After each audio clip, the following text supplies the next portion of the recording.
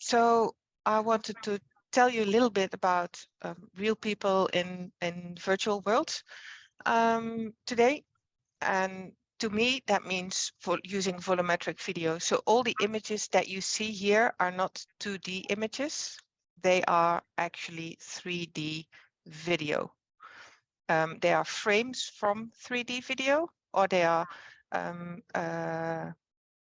recorded with a digital camera to sort of flatten them to 2D, because it's still very hard to show the 3D models in a regular presentation on a flat screen.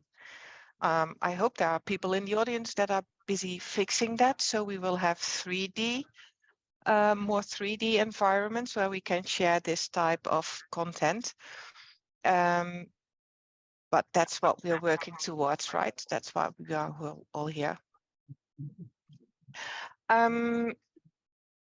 This is a photograph of our studio, which is located in Eindhoven. Volumetric capture can be really tricky. There are just a few studios available worldwide that capture volumetric in the same quality as we do currently in Eindhoven.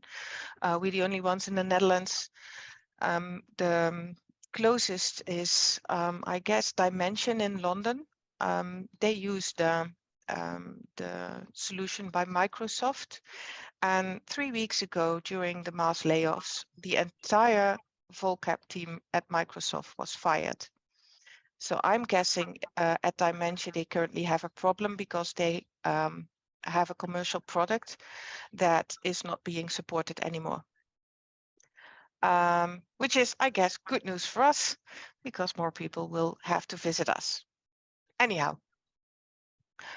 this was a picture when we were still in EFNA. We currently have our own, we were there as a pop-up studio. Now we have our own location at Strijp S. And I'm beginning with something that we can't do. We can't capture smoke volumetrically.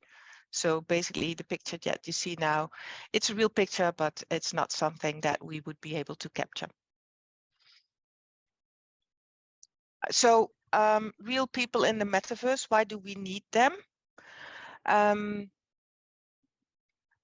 From a technological perspective, it's an interesting thing to capture people and bring them to metaverse, augmented reality, virtual reality. You know, you pick your the words that you like.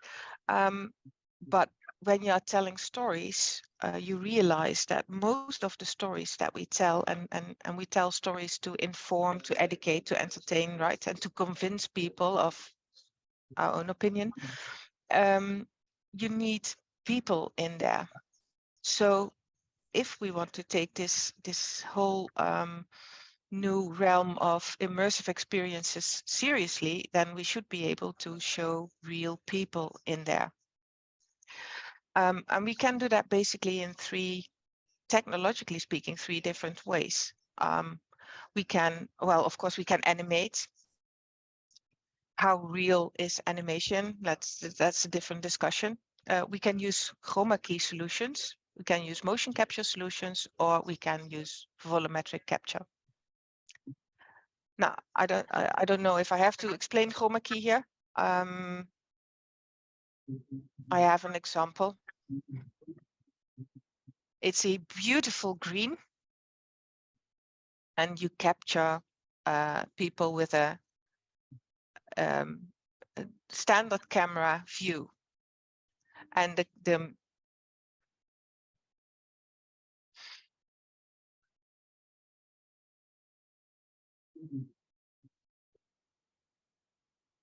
so what you saw is an application of a green screen video in a 2D, which results in a 2D image that was being shown in augmented reality on location. So you have this 3D medium, augmented reality, and you're using 2D images to represent humans. It's doable. It's the cheapest option. But as soon as you start to move, you notice that the images are 2D instead of 3D. So it's not real. So the illusion is broken, and that kills your storytelling. So we have invented over the years like a lot of ways to work around this, but it's only a workaround. Then there's motion capture. Okay, also with an example. This is not an example by us. We've never had the budget to do real motion capture, but it captures the motion of a person as detailed as the tags on the body are. So if you would like to capture a face using this type of motion capture, we have 140 muscles in our face. Yeah, it's not going to work because your face would be completely plastered with all kinds of things. So there are people working, trying to work around this, and you need a lot of AI to be able to do that. But then the question remains, is it still my motion? Like my motion? We can create, we can generate motions. We can generate human-like motions, but is it me? I tend to, you can only see like part of me now, but normally I talk like with hands and feet and walking all around.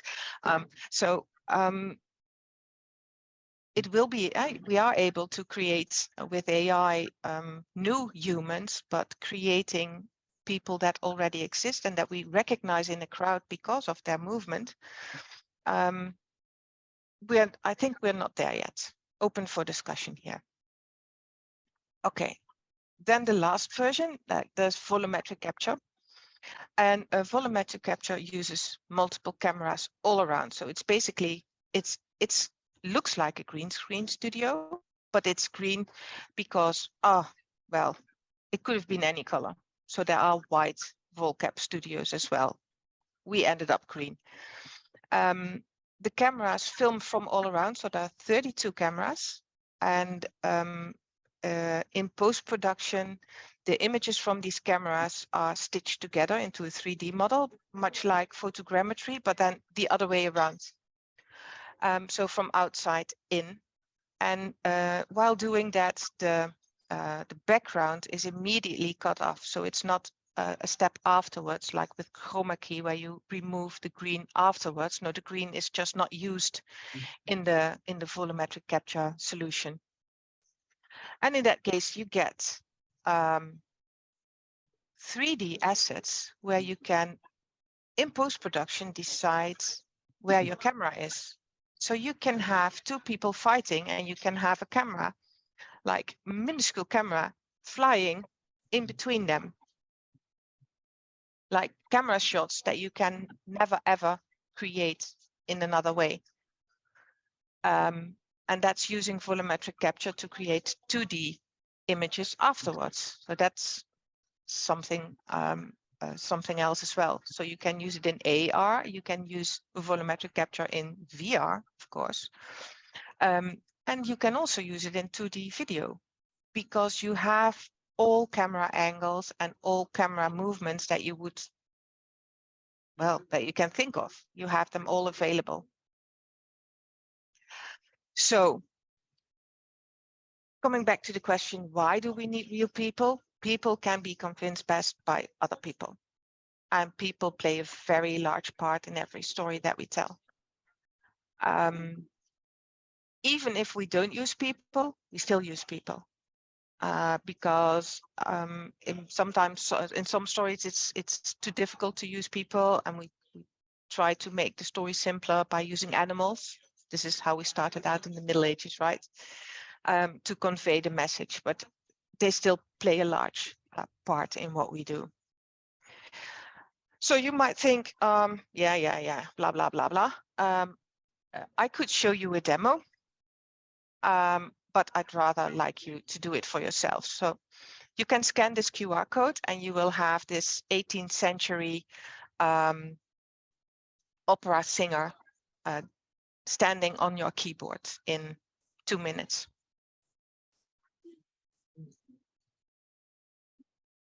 I will give you a little bit of time, and then I will just join on. And if you've got it working, just like wave. So I have kind of an indication how long it took. This is actually easier when we have like a live meeting, because then I can see what people are doing, and I'm just sort of guessing.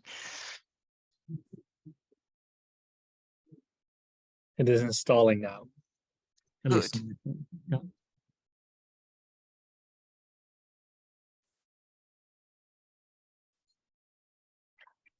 It's not to challenge you guys, but I did this same presentation yesterday for the EU, and everybody there managed to do it, and they were non-techs. So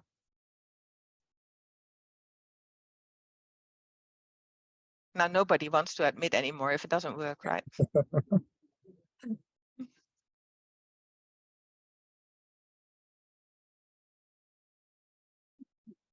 So if it works, you can see the quality, and you can tell that the image quality is actually less important than the quality of the movement, because the Italian, no, don't do this.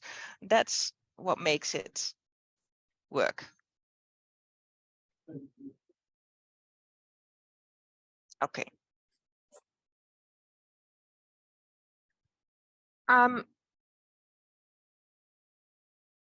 Where can you use these images? At the EU, they provided a really nice overview of, what is the market for AR and VR, where are the applications, and then of course gaming, media and entertainment are the largest sectors. We have retail, healthcare, military and defense, and manufacturing, and some other. So what we did is we did the same for volumetric capture to see, if there's kind of an alignment here that we can find. And for volumetric capture, you see that sports events and entertainment are very important. And that is because they focus on our heroes, on our idols. So capturing our idols is very important, and they are in sports events and entertainment. Medical applications, also very interesting, because it's very hard, especially in education and training, to have all types of patients available for training. But if you can capture them volumetrically, then physicians can meet the patients and see in a completely different way. Again, the most natural that we can think of. So education and training is very important, specifically for practical trainings, where people don't have the ability to translate from a theoretical concept to what does it mean to me in my job. So they're being able to do safety trainings on location, and having all the things happen and meet, like just imagine if you're on a building site and there's your boss walking by and he doesn't have his hard hat on. Do you dare tell him? So this is something that you can practice in a safe environment in this case. So if you put them together, I try to connect. It kind of fits. Gaming, media and entertainment is of course sport events and entertainment. Healthcare is medical. Military, defense, manufacturing, we feel that the applications there for volumetric should be in education and training, and then retail is more the marketing applications. So it's not a one-on-one, but there's a significant connection there. So these are both for AR, VR, formerly known as the metaverse, and volumetric video, where they can find each other. Volumetric video research for use in 2D media has not been done yet. This is a new thing that's just coming up. We also have Avastas or we didn't, last Friday, and it's a realization that volumetric video can bring a lot of improvement there in realism of the avatars that you watch. So when we started this entire endeavor, we thought, so we'll have a volumetric capture stage in the Netherlands, and how do we get people to use it? Because nobody knows yet what volumetric video is. So what we did is we offered our complete marketing budget up as co-financing for a research project into where to use volumetric video. From that, together with FNR and Rijksdienst voor Ondernemend Nederland and Metropoolregio Eindhoven, we created the Chronosphere project, where we have 20 productions in all different kind of applications that show the benefits of volumetric video compared to the original idea that the project owners had. So we sent out a open call for people to propose projects where they were using people in AR or VR, but where they could possibly benefit from having volumetric video. And over half of all these 20 projects got financing to continue in volumetric video.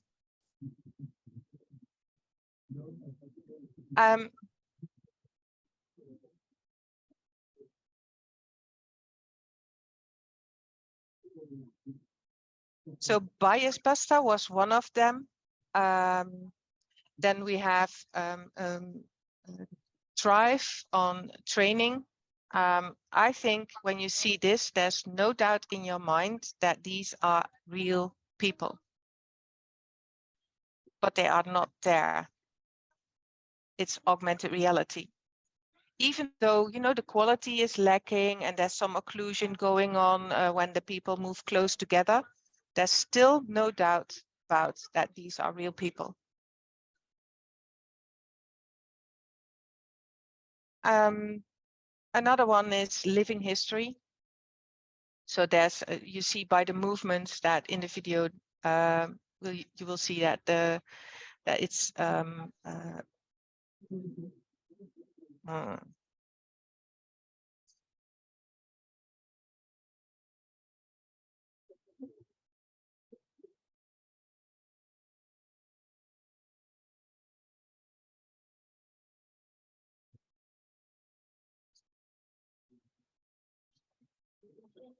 so what you had in that case is that there's a model made by the French when they conquered Maastricht. And in that model, we project stories that might have happened in 18th century Maastricht. And it's telling about subjects that are still relevant today. For example, working illegally,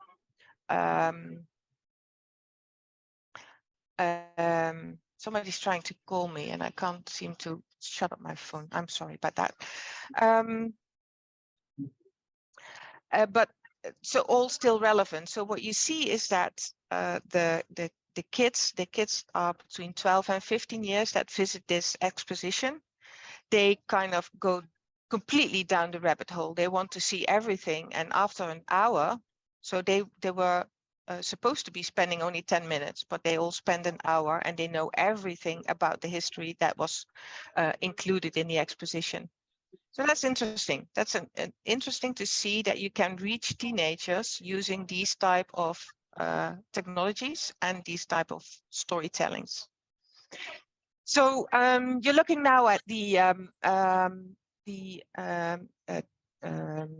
research results of all the productions that we made. Every production had to perform an ITC SOPI test, which gives an overview of how the volumetric is performing versus other media.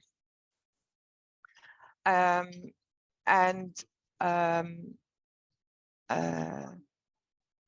think the nicest one is the lack of negative effects. somehow being able to share this, the virtual space with a virtual being makes it better than it was before. Not sure about how much time I have left. Can you explain a little bit negative effects? What could that be, and what is that? Negative effects is like the nausea that you get in VR, or the disconnected feelings.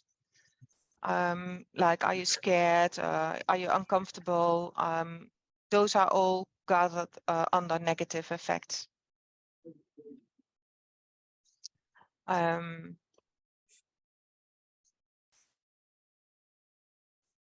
then, well, we thought that the best part in this is that there's now the start of a database where we can compare any immersive experience to other immersive experiences, right? I mean, even reading a book in BASIC is an immersive experience. It just works better for some than for others. And if this the National Growth Fund program CIIIC is approved, we want to expand this with over 500 projects, this database. So it will be very interesting to see the results then. It's not only about volumetric capture then, but you know, you would see other technologies as well, and you would know which audiences and which messages and which technologies combine best. So we've had a difference in demographics. Do older people react differently than younger people? So with the projects that we now have, we see differences, but of the number of projects is too small still to make sure if it's significant. We did see, however, a group of 50 kids dancing together with Kadri, and they all were adamant that they had met the real Kadri. There was no doubt in their mind that they danced together with Kadri. So, yeah. But they were still like below 7, so they still believe in magic, right? So we need to kind of stretch that age where we all still believe in magic. Okay. And the best thing I heard was this quote: "I don't think I've ever felt more connected to a virtual being than to that 3D boy." The Imaginary Friend will launch at the Biennale in Venice. It's a VR experience where it's about a boy that has anxiety issues, and he has also a vivid imagination. So he invents an imaginary friend, and that's you, the user, the spectator. And you have to help him conquer his anxiety issues. So you have to fight the monsters under his bed. You have to help him do math, and you have to help him with all kinds of tasks. But then there's this issue that his environment doesn't believe in his imaginary friend, and you, as the imaginary friend, know you are real. So that's the story world where we use this volumetric virtual being, the boy. Well, he's a real boy. You are virtual. Trying to keep things round, and that's where you can really see what Volumetric will be able to do for us in storytelling in AR and VR. Hey, that's the photo. Okay, so that was what I wanted to share. I don't know. I hope there are questions, remarks, discussions, open for anything. And for the entire audience. So if you have any questions, let us know, and please ask them to Natasja. And otherwise, we have plenty.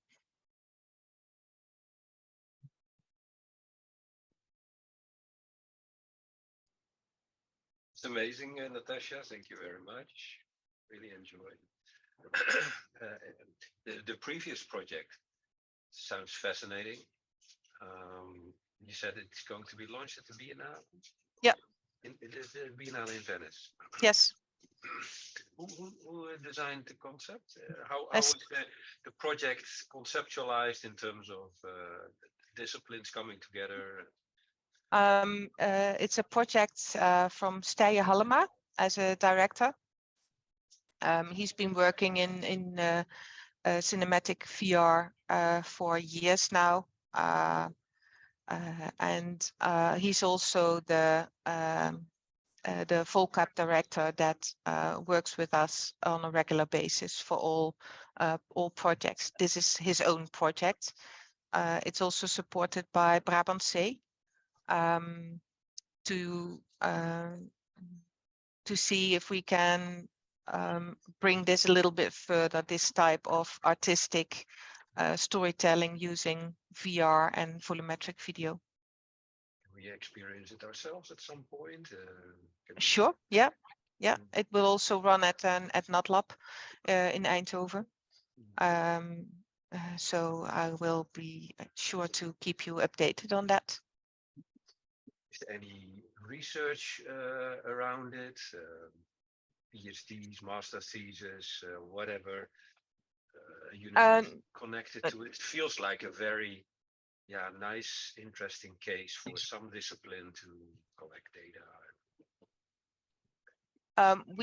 Yes, BUAS is involved in a little, it's in a small part of the project, but we all feel that there's more to be discovered here, using this as an example. Sounds like a very interesting thing. I would love to see it. Yeah. We also have questions from the audience. For example, Koen van Dane asked, like, can we use volumetric videos to be used in web AR as well?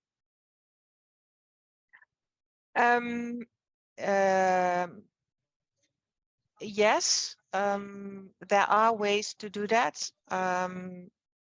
We already use them in Snapchat and Instagram. Snapchat was relatively easy. Then Instagram, we had to convince Facebook or Meta to change the rules, which they did in the end. And web AR, you need a specific player because it's not your regular media content that you have. So it is it's not like Zap AR. It's easy to or ATOL. ATOL works with the Microsoft content. They also now have implemented a player for 4DS, but it's still very proprietary because it's a new media type. There's no MP4 standard for volumetric content yet. Okay. Bob, you also have a question. You want to ask it yourself?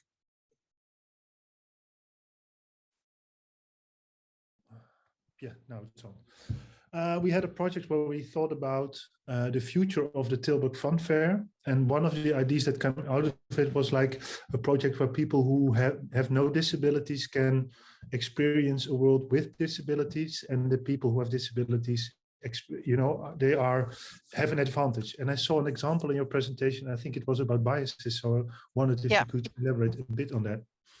Yeah, so Bias Buster was one of the Chronosphere projects, and you enter in an AR portal. You are in a room, there's nobody there yet, so you can look around a little bit, and then people enter the room and a conversation starts, and you are asked questions in the end. For example, who's the boss? So you enter, you need to address the boss. Who's the boss? If you had really looked around, you would have noticed that on all the diplomas that were on the wall, there was always a female first name. But still over 70% of people turn toward the man instead of the woman. So that's how the biases are explored. And also you can see what it feels like to be in the wheelchair. So and you meet the real people in VR. Yeah. Okay. So, not sure that complete. Yeah, Bias Buster. if you want to know more about it, then we can have an email conversation later on, because it's not live as an application. It's just a okay. research a pilot. Thank you. Yeah. Say it, you also had a question. Yes, thanks. I'm Said from Center Data. Is the technique involved in making these 3D images, is that complicated, like complex modeling is needed, or is it simple, like all you need is multiple cameras? Well, we need 32 cameras. We have 16 acquisition units. Then it's processed by 20 production render servers. And for 1 minute, it takes 3.5 hours to process. That's pure the technical part where no human is involved. To optimize images, you need to involve in a masking process. And there are 4 different types of masks, depending on whether you whether there's occlusion, whether there's stuff that you want to take out of the model because you want to replace it by a virtual prop. So there's quite an elaborate masking process going on there. So it's not easy. Basically, it's not easy. No, the software that they created in France, in Grenoble, at the university there, it's incredible. I think it's the best in the world. But we are still learning about it. For example, we had a shoot last week of January where 3 people were in the same scene. So there's a lot of occlusion going on, right? Cameras can't reach all the angles, and there was a hand, and there was a bag in the middle. And on most frames it was excellent. On some frames it got a little bit of glare. It was like a little bit shiny, and you got holes in the bag. Now, how to fix that? If you don't want to do it frame by frame, we at one point we filmed, for example, Memphis Depay, the soccer player. And by contract, he was allowed only to wear green Nike shoes. We had to clean up frame by frame all his shoes. Unfortunately, it was just a 10-second shoot, but 10 seconds times 30 frames per second, it's still 300 images that you have to clean by hand. So yeah. It's quite complex, the entire thing. Yeah, I understand. Thank you. Jessica, you also have a question. And thank you, Natasja, for the great presentation. I have actually 2 questions. First of all, you showed a lot of examples of application cases. And I'm a professor here at the tourism, so I'm not looking into like technical details, but... Sorry, Jessica, I muted you. We have a very high beep when you talk. Yeah, we hear it again. Maybe you can ask your question in the chat. Is that possible? I can do that. Yeah, sorry. Yeah, I also saw Natasja moving towards her earplugs and was not the only one, right? Yeah. No. Yeah. Well, Jessica's typing also have a question. How would your dream, like this is a relatively new technology and it's progressing really fast. How would your dream project look like? Like what is something you really would like to do with this technology? I love these. Well, we did I think that the cutscenes in games, in VR games, they should all be replaced with volumetric video, because it's so awesome to be in VR and stand like in a really realistic scene and things are happening around you. That's great. On the other hand, it's also I don't know, I just like to see like clients leave with a big smile on their face. If I look back at the projects that we did for training purposes, or for the games, or for like even the football players, they were like, wow, look at this, and they were like live streaming the experience with their kids. That's what makes my heart tick, really. Yeah. You can imagine. Anyhow, Unless you said yeah. like you would like to use it for the cutscene in games, but also if you shoot movies in this volumetric capture studio, how easy would it be to turn that movie into a game, because you already have all the scenes. Exactly. Yeah. Definitely. So it could also be merged media. Both ways round, yeah. From game to cinema, and from cinema to game, yeah. Yeah. I didn't see the question from Jessica popping up yet. She's working on it, I guess. There she is.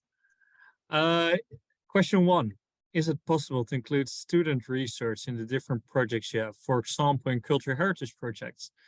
And as you might not know, she's a professor in cultural heritage and digitalization of tourism. So there's a real personal interest in this question. Well, yes, it is possible. And yes, we very much like living history projects.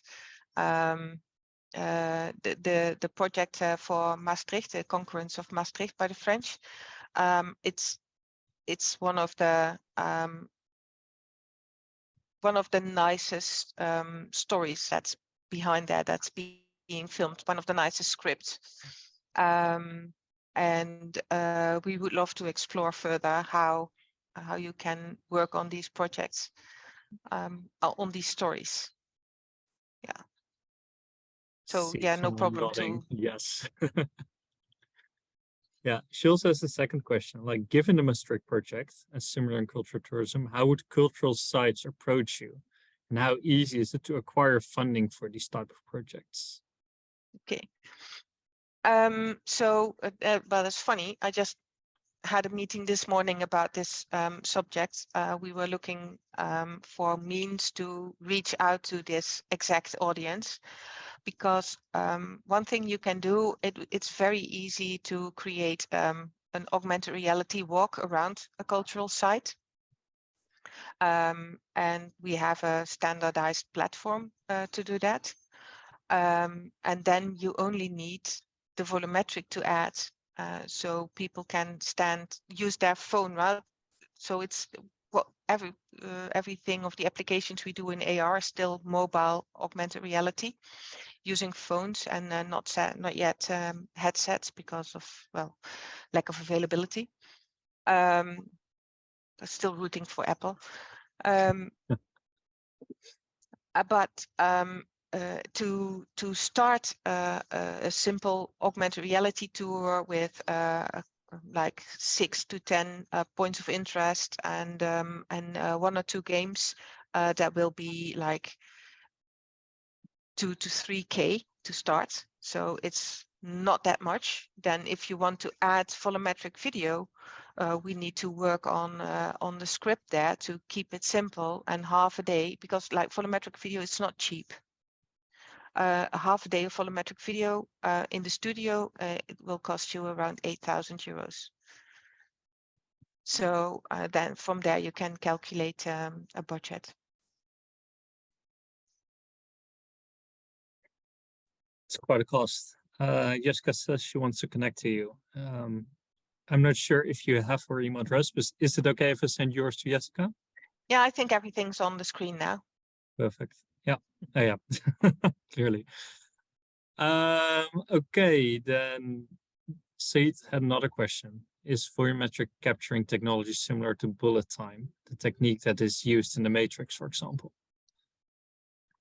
I'm not sure, but we can create the same effect, because I don't know how exactly how the thing in the Matrix was being done. We had Bart in our studio. Bart was a former world champion street running, and he did some backflips, and we could put him still in the air, and he could finally see what he looked like from all angles. So we can create the same effect, but I don't know how it compares to bullet time. Okay. That was an answer to this question. Perfect. Then Igor asked me a direct message, but I think it's not for me, isn't it?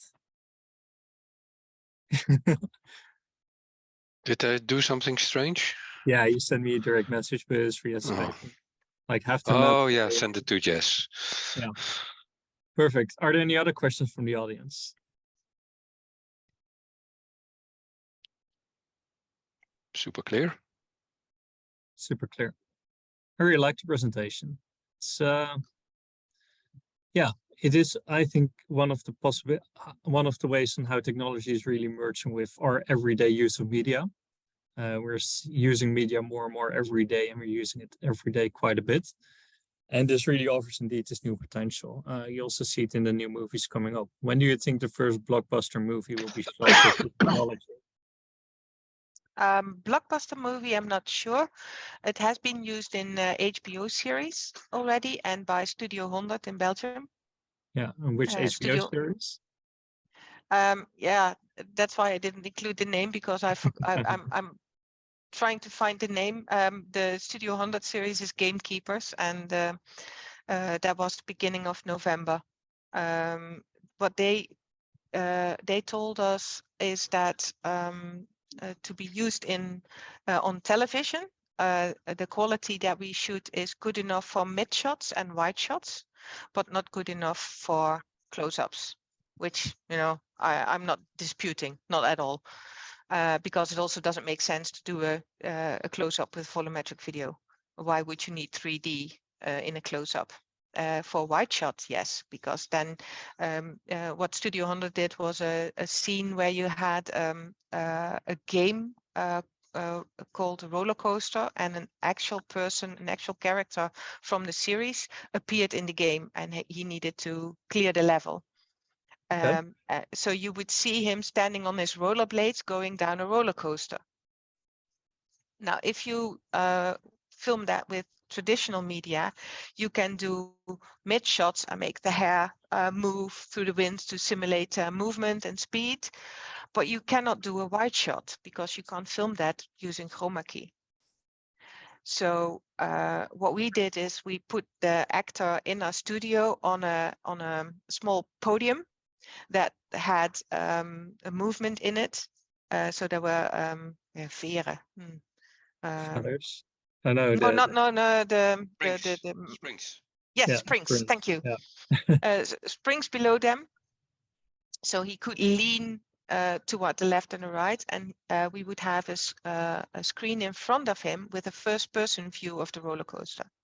So he could time exactly when he needed to do that. And in the end, they created, because everything now was 3D, they could create from that footage a wide shot of him going down the roller coaster with all the movement in it as he moved along.